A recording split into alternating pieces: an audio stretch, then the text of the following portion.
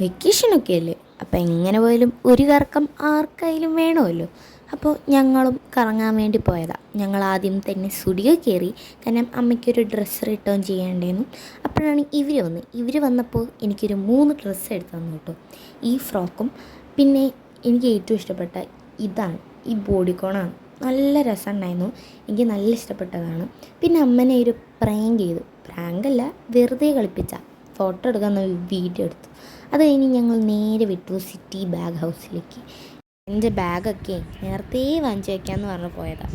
അത് കഴിഞ്ഞ് ഇജുമാട്ടിൽ നല്ല ഈസ്തറ്റിക് സ്റ്റിക്കേഴ്സ്, ടിഫൻ ബോക്സസ്, പിന്നെ പ്രിൻ്റഡ് ടിഷ്യൂസ്, ബുക്സ് എന്ന് വെച്ചാൽ സാധാ ബുക്സ് അല്ല, ഡ്രോയിങ് ബുക്സ്, കളറിങ് ബുക്സ്, പിന്നെ നമ്മൾ സാധാരണ ജേർണലൊക്കെ ചെയ്യുന്ന ബുക്സ് അങ്ങനത്തെയൊക്കെ കിട്ടും.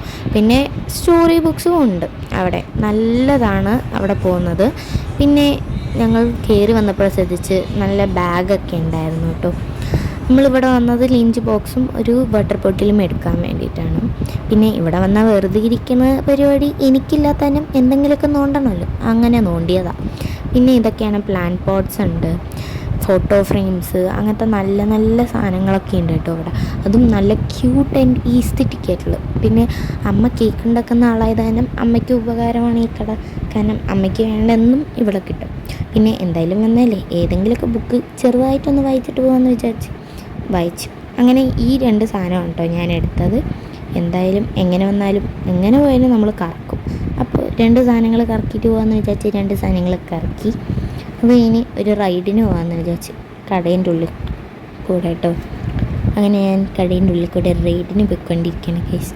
അത് കഴിഞ്ഞ് എൻ്റെ ഏട്ടൻ തോക്കെടുത്ത് എന്നെ വെടിവെക്കാൻ തുടങ്ങി guys. Hello, Ramji Rao speaking. പിന്നെ ഞങ്ങൾ തിയേറ്ററെത്തി ചായ കുടിച്ചുകൊണ്ടിരിക്കുമ്പോഴാണ് മനസ്സിലാക്കിയത് ഞങ്ങൾ തിയേറ്റർ മാറി കയറി ഗൈസ്. അങ്ങനെ അപ്പുറത്തെ തിയേറ്ററിലേക്ക് പോയി കയറിയ ഉടനെ കാണുന്നത് ഞാൻ കാണാൻ പോകുന്ന സിനിമയുടെ പോസ്റ്റർ. വാവ്, വേഗം കാണാനൊക്കെ തോന്നിയെങ്കിലും പിന്നെ നമുക്ക് കയറേണ്ട സമയത്തല്ലേ കയറാൻ പറ്റുള്ളൂ എന്ന് വന്ന് അത് മറന്നു.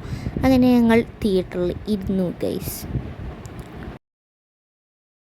ഈ ടൈറ്റിൽ ചെയ്ത് കഴിയുമ്പോൾ ഒരു മനസുഖം എന്തറിയോ. പിന്നെ ഇൻ്റർവെല്ലിന് എല്ലാവരും ചെയ്യുന്ന മാതിരി ഞാൻ പോപ്കോണും ഐസ്ക്രീമും വാങ്ങിച്ച് ഉള്ളിപ്പോയി.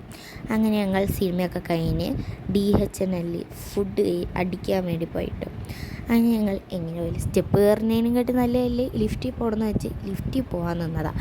അങ്ങനെ ഞാനും സുരേഷങ്ങളും കൂടി ലിഫ്റ്റിൽ പോയപ്പോൾ അതിൻ്റെ ചതി മനസ്സിലായി. 2nd ഫ്ലോറിൽ പോയപ്പോൾ ആരുമില്ല. അപ്പോഴാണ് മനസ്സിലായത് ഫസ്റ്റ് ഫ്ലോറിലെല്ലാവരും. അങ്ങനെ ഞങ്ങൾ ഫസ്റ്റ് ഫ്ലോറിൽ പോയി ഇരുന്ന് ഫുഡ് കഴിക്കാൻ വേണ്ടിയിരുന്നു. അങ്ങനെ ഫുഡ് എത്തി ഗൈസ്. അപ്പം പൊള്ളിച്ചതും കോഴി ചുട്ടതും അത് വാങ്ങിച്ച ആൾ ആ അപ്പം തിന്നിട്ട് ഇഷ്ടപ്പെടാതെ വേറെ സാധാ അപ്പം വാങ്ങിച്ച് തിന്നതാണ് കേട്ടോ നിങ്ങളിപ്പോൾ കണ്ടത്. അങ്ങനെ ഞങ്ങൾ ഫുഡൊക്കെ അടിച്ചതിന് ശേഷം ഞങ്ങൾ അവിടെ നിന്ന് ഇറങ്ങി. അവരവൻ്റെ വഴിക്കും ഞങ്ങൾ ഞങ്ങളുടെ വഴിക്കും പോയി. അങ്ങനെ ഞങ്ങൾ വീടെത്തി. അപ്പം ശരി, ഓക്കെ, നമുക്ക് വീണ്ടും കാണാം.